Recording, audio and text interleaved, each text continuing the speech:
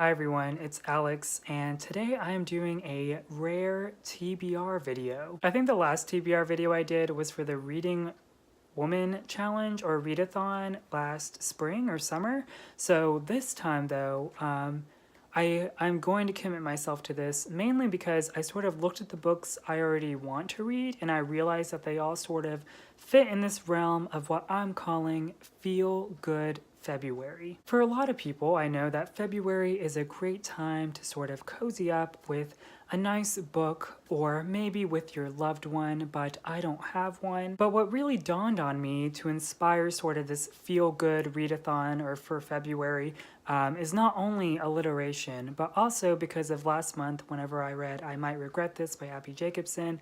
It was a great feel-good book, and then I thought about the other things that make me feel good or I just enjoy doing, reading, or watching. And of those things, recently my roommate and I just finished the latest season of Grace and Frankie, which we're obsessed with, and it's probably the greatest feel-good show ever. I also have this part of feel-good that's a bit masochist, where I may watch things like BoJack Horseman that make me feel awful, but in a great feel-good way for some reason. So I have 5 books here that I want to talk about today that I hope to read in February, and some of those are books I'm already starting to read or in the process of reading, and then the other ones are ones I just think will give me that feel-good feeling. One of those books is If Beale Street Could Talk by James Baldwin, and I got this book because whenever I found out that the movie was coming out, I knew I wanted to read it, and it's also getting very good reviews. This is apparently a love story, a bit of a faded love because it's about these two people, a man and a woman,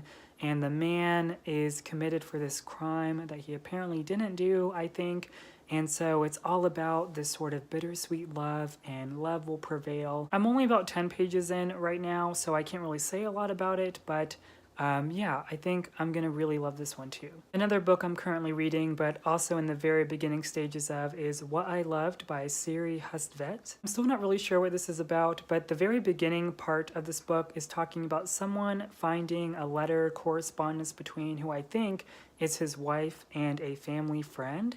But looking more into the details or summary of this book, it seems to be about these two friends that have their own families and then are friends and family friends for more than 20 years or so. Also, apparently, there seems to be that there's going to be some sort of affairs or secret relationships or just secrets in general going on.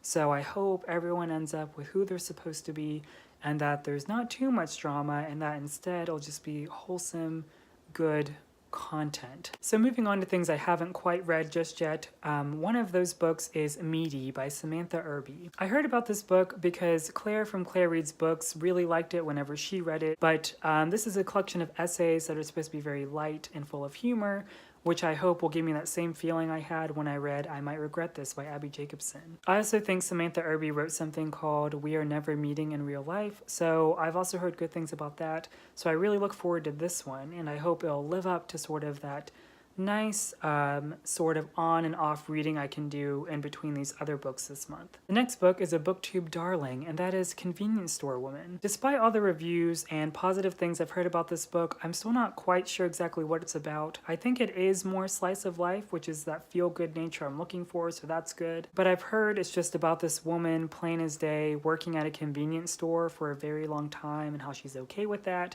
I also think I heard from Claire one time when she reviewed it that there's also sort of this love thing, interest going on, although it's not quite romantic, but I think it's still something I'll be interested in reading about. And finally, the last book I plan to read in February is Strange Weather in Tokyo by Hiromi Kawakami. This is apparently a story about this girl that's sitting in a bar and then she notices her old teacher in the bar with her, and they sort of strike up a conversation, and then I think this is also in the territory of love stories, but hopefully I think it's going to be more in the realm of slice of life. The page count on Goodreads of this says it's about 170 pages, so it does seem quite short, so I'm really curious as to how much can be filled in within those pages between these two people.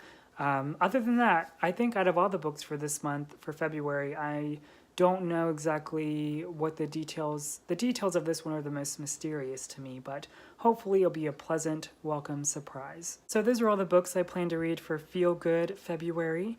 Please let me know if you've read any of these books before so I can know what to look for, what to expect.